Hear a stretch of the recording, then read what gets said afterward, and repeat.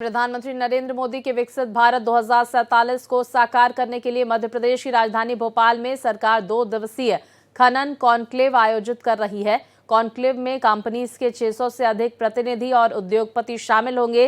प्रदेश में निवेश बढ़ाने पर जोर रहेगा। तो डॉक्टर मोहन यादव ने बताया है कि इस आयोजन में राज्य के खनन, तेल, गैस और खनिज आधारित उद्योगों की व्यापक संभावनाओं को प्रदर्शित किया जाएगा। ये सारी चीजें प्रदेश के विकास की रीढ़ है।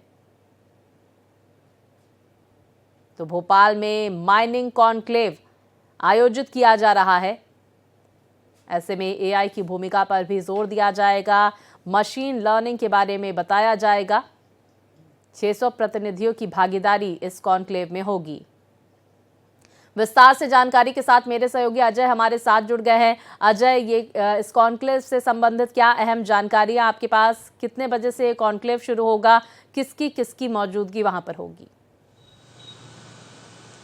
देखिए, जो केंद्रीय खनन मंत्री हैं वो यहाँ पर मौजूद रहेंगे और 11 बजे से ये कॉन्क्लेव शुरू हो जाएगा।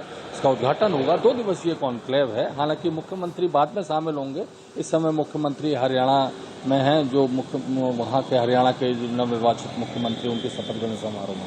मगर इस कॉन्क्लेव की बात करें तो यहाँ पर मध्य प्रदेश में माइनिंग का बड़ा एक भूमिका है विकास में, और यहाँ पर बड़ा स्कोप है माइनिंग का। काफी रॉ मटेरियल्स अगर हम बात करें तो मध्य प्रदेश में है। जैसे हीरे की एकमात्र खदान जो है वो मध्य प्रदेश में है, तो हीरा खनन भी यहाँ पर बड़ी मात्रा में होता है। इसके अलावा सोने की खदान भी हाल ही में मध्य प्रदेश में मिली है, एकमात्र खदान मिली है, तो उसको लेकर भी प्रेजेंटेशन दिया जाएगा। इसके अलावा लोहे की खदान है, मैग्नीज की, तांबे की, और जो चूना पत्थर होता है, सीमेंट उद्योग का एक बड़ा गढ़ मध्य प्रदेश है, क्योंकि लाइमस्टोन यहाँ पर बड़ी मात्रा में पाया जाता है। इसके साथ साथ सैंडस्टोन है, मार्बल्स है, यानी कि जो रॉक से संबंधित, पत्थर से संबंधित खनन है, और वो भी यहाँ पर होता है। तो माइनिंग का एक बड़ा स्कोप है, इसलिए करीब 600 से ज्यादा उद्योगपति आमंत्रित किए गए हैं। और ये सारे वो रॉ मटेरियल्स हैं जिनसे तमाम सारे प्रोडक्ट बनते हैं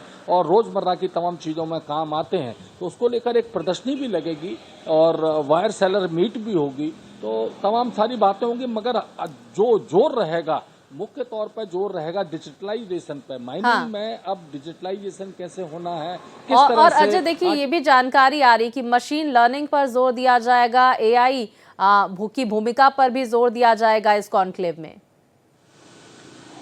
देखिए, माइनिंग में अभी तक हम देखते थे कि जो परंपरागत तरीके से खुदाई होती थी और परंपरागत तरीके से मशीनों से जो रॉ मटेरियल्स निकाला जाता था, मगर अब जब से एआई आई है और एआई के साथ मशीन लर्निंग जुड़ी है, तो अब ऑटोमेटिक मशीनें आ गई हैं जो कि खुद खनन करती हैं और उसके बाद रॉ मटेरियल्स को क्रेन के सहारे या जो एक चेन के सहारे वो बाहर निकाल देती हैं, फिर वो प्रोसेसिंग होती है। तो अब सारी चीजें मशीन से होने लगी, जिससे कि एक दुर्घटना का भय नहीं रहता है और तमाम जो चीजें हैं वो आसान हो जाती हैं। बड़े बड़े पत्थर हैं, उनको निकालना है, उनकी प्रोसेसिंग करना है, उसमें कभी कभी जहरीली गैसें भी होती हैं।